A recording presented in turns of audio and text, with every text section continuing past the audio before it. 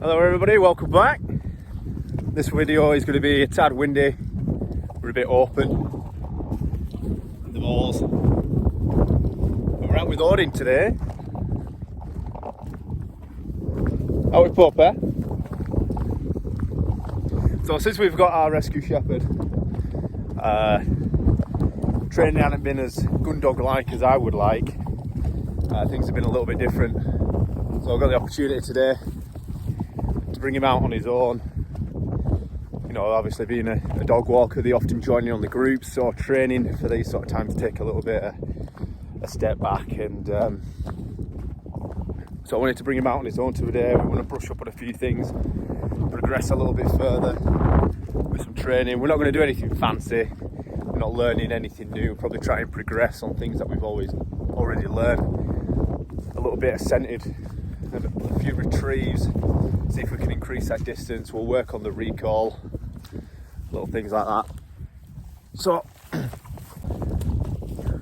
we'll work on a few things. We'll probably tire him out first. We haven't got any proper dummies today, so I haven't got any scented stuff. We're literally going to use the little Chucky Willy. We also got the little Kong dummy. So we're not using a scent. We'll probably just use a visual and try and hopefully he can remember a path. For now, he knows if he wants his toy, he's going to have to stay close by.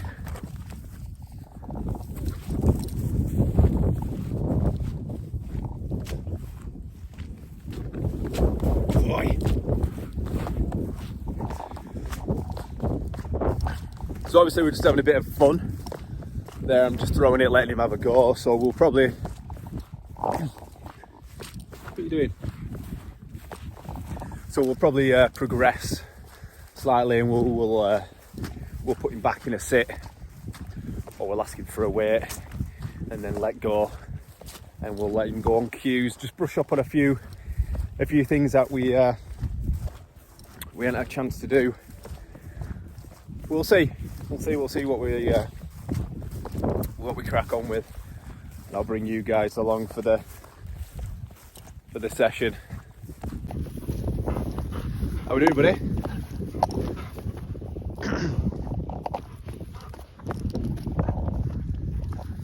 Right, sit. Boy, wait.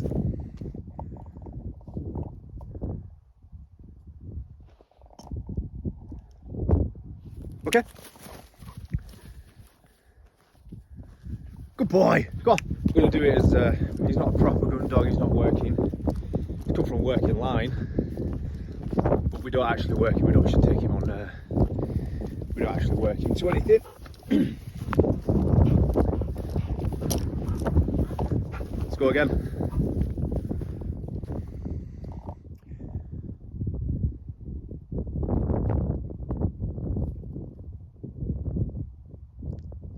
Sit. I was hoping we were going to do a wee out of cue there, but never mind. Okay. Good job, buddy.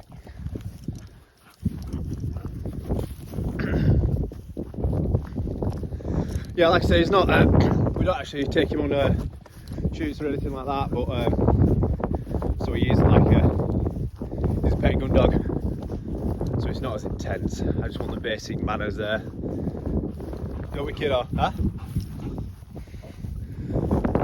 Right, we're gonna go. We're gonna ask for a heel. Heel.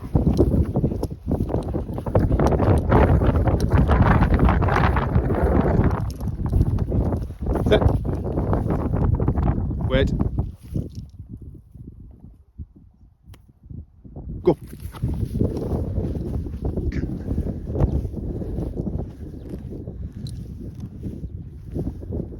Yes.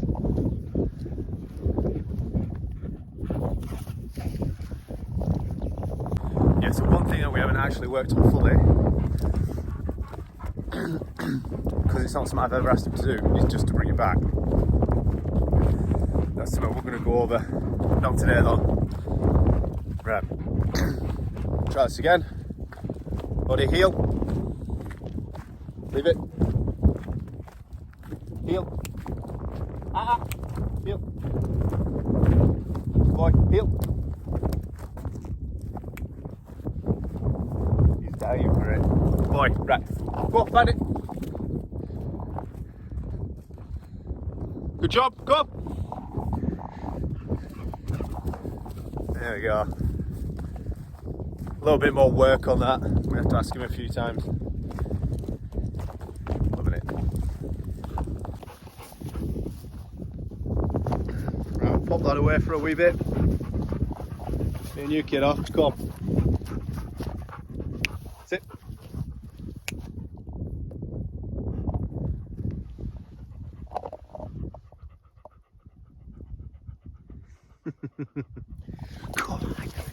Come on, get on. Okay.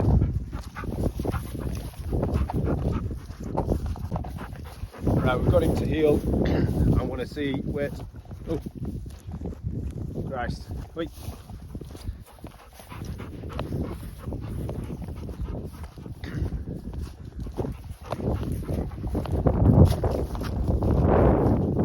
Right, hold it. Leave it.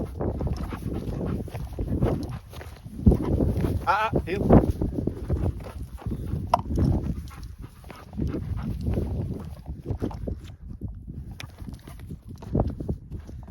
Good boy. Let's go. Yes.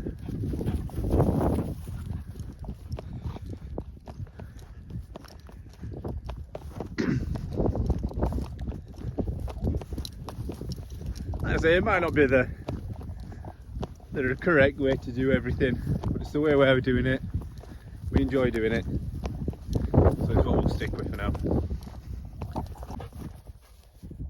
Wait. Go on.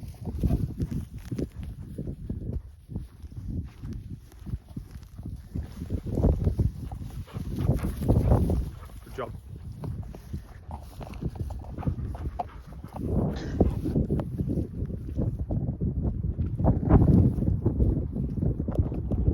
Sit. Where there. Wait.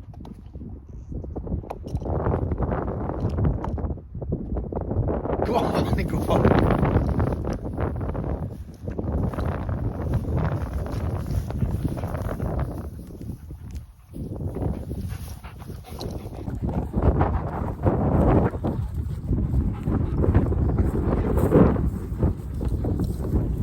Heel.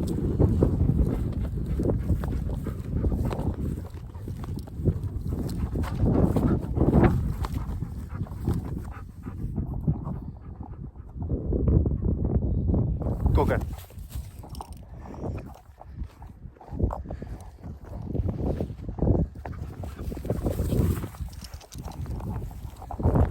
He picks it up quick. Ideally what we're going to do is increase that distance. See how far we can get it. We'll just let him have this one, no sitting and waiting. Go on.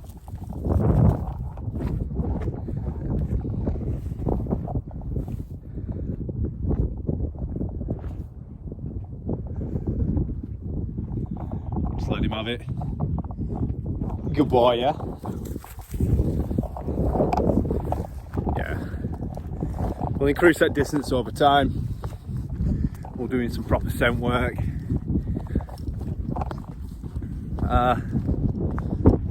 But yeah, if you've got a pet gun dog or any dog, I'd do this with a shepherd if she was interested in, like I say, retrieving the toys from time to time.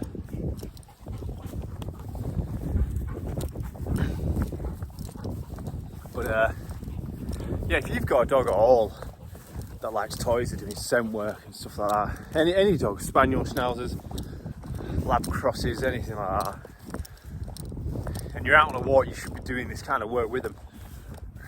Just like any dog, the mental stimulation it provides them on a walk, where you're not just constantly flogging the ball up and down, forcing them to find it, use the noses, use the brains to try and find things, and it just creates confidence and it creates value in you as an owner. You're providing that that stimulation, and you become in the centre of their world. If they want something, they've got to go and get it. They've got to listen to you as well when you ask them to go and get it, and it's going to help. It's going to help in the long term. It's going to help with reactiveness. If you've got a reactive dog, you should be up in the moor, stick them on the long line, do this kind of work. Builds confidence, decision making, teaches them control as well, like letting them go only when they can go. And it teaches them just a bit of composure, a bit of impulse control, which is massive. So many dogs are reactive now. Creates impulse control, allows them to think, second guess. Should be doing it on any walk with any dog. It tires them out so much quicker, provides more value. It doesn't, like using toys, it stops them from being ball obsessed. I know you're chucking, you can use a ball, and I know you potentially, that you are using a toy, you get fixated on it, but again, I've got them both in my pocket now. I'm taking it away, he's not obsessed, he's off doing his own thing now. We're allowing, I'll spin around, allowing them to do what they need to do.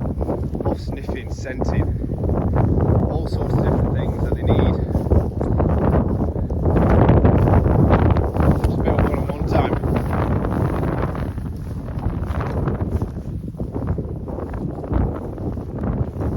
Like I say, helps with reactiveness, creates that impulse control, occupies the mind, it tires them out. There's absolutely no downside to it. Like I say, if you're worried about a dog being obsessed by a ball, people say, oh, you shouldn't throw a ball through because it's bad for the joints. What do you reckon? What do you reckon? Huh? Yeah, excessive running back and forth on like shit terrain. It's going to be bad for the joints, yeah. We're teaching them to have value. Like I've got the value in my pocket now if he wants it. But he's not obsessed. Use it wisely, use it to your advantage. Become the centre of your dog's world. You know, just be that motivation that they want. Which way do you want to go? Huh? What do you reckon? Huh?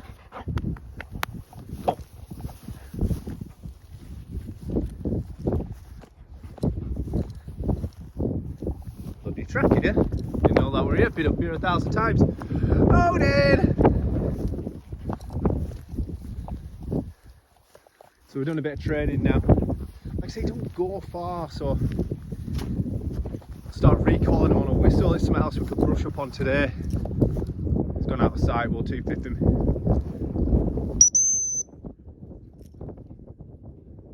There we go, 180. Yes, good boy. Sit, please. Thank you very much. Right, go on, get on. Again. Recall, back, sit. Off we go.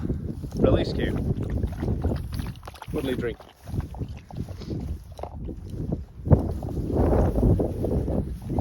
Talk about this in my other video that we did with the shepherd.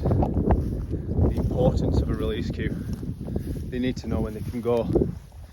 And that's where a lot of people fail with the recall. Is the fact that they just recall them. Where's the motivation? What have they got? Give them an extra job to do when they get back. Do you know how many dogs just come back and then fucking run away again? Wild. Get them back, nice little recall, ask them for a sit. And they don't, if you've taught to sit properly and you've got a release cue, they don't leave.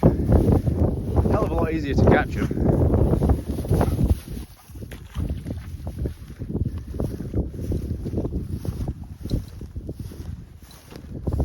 Odin's been trained to a whistle from puppy. Now he's by no means gun dog standard, but he's bloody good.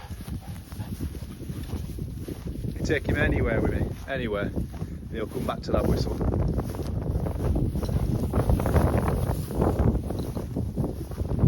Shut up, you can enjoy the walk.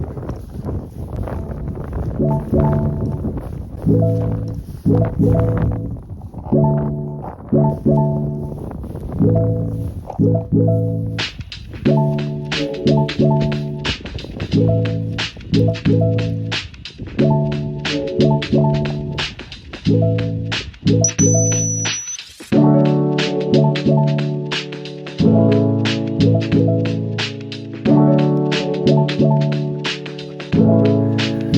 boy.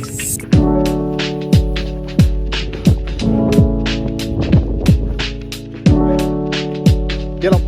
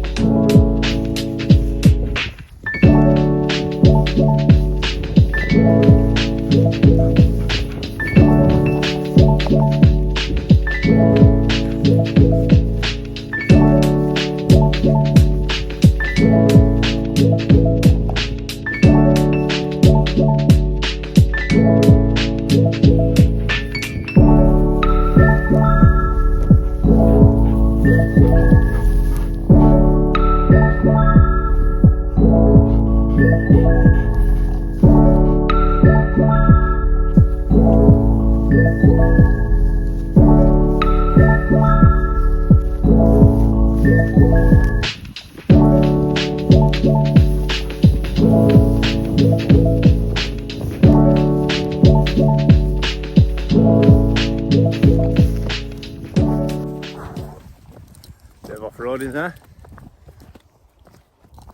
So another thing that we work on with our sitting weights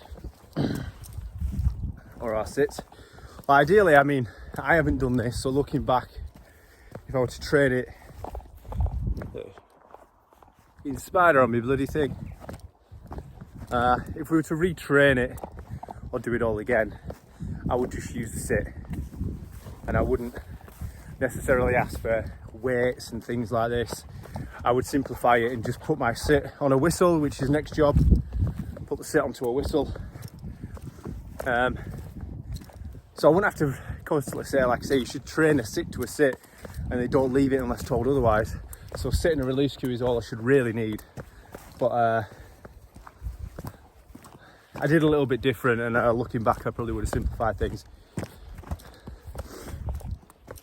And I'll show you what I mean. Odin, sit.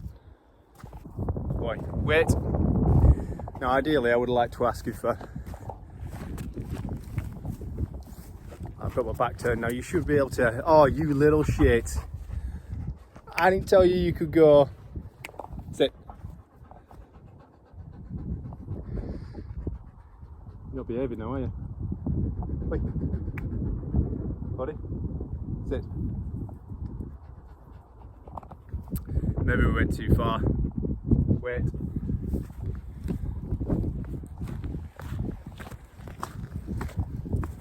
Again, it's something you want to build up in stages. You'll panic on leaving.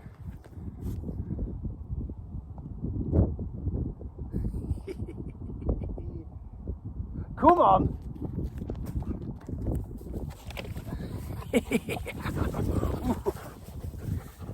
How are we doing? Huh? How are we doing? Come on, let's go.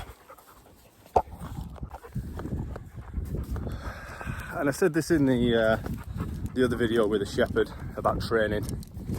And this goes for anything. When you're training a recall, you're training heel work, anything like that. Like Odin he doesn't use a collar much, and he doesn't go on lead much, but that's because we have a heel and I've trained him not to go up to other dogs. From being a puppy, he will go on cue. But again, he's in like the middle of his adolescence now. He's a hormonal teenager, so training and boundaries is definitely what's benefited us.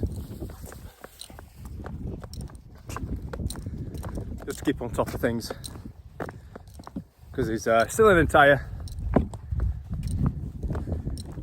and no behavioural issues as yet, but that's down to the fact that we train him, we put a lot of work in, he has boundaries, he understands what he is and what he isn't supposed to do, which is where a lot of dogs fail, especially when it comes to entire males.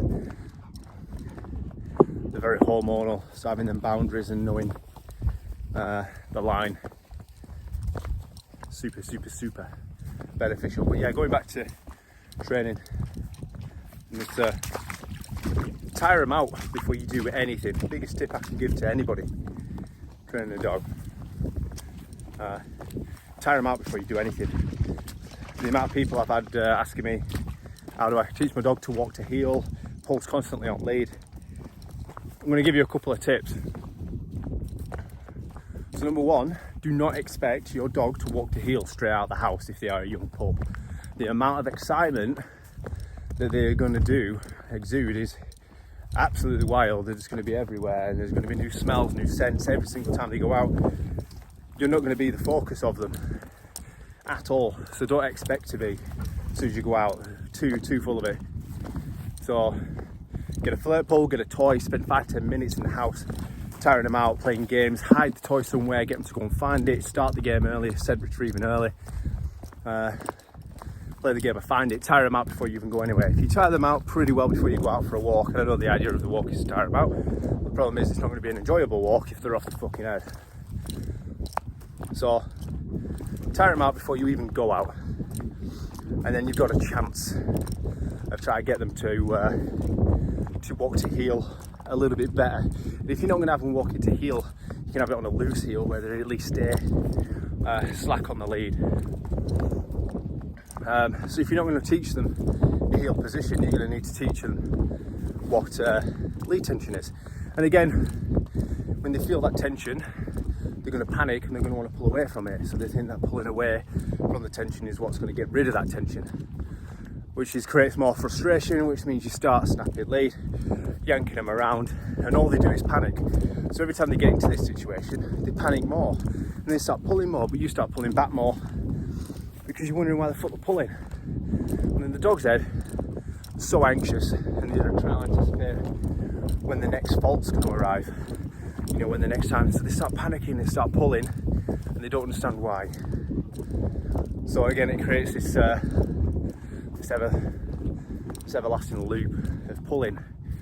So that's one issue that you're going to deal with.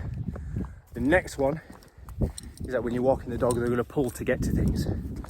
So imagine you're walking down there, lamppost in front of you, dogs have been pissing on it all day.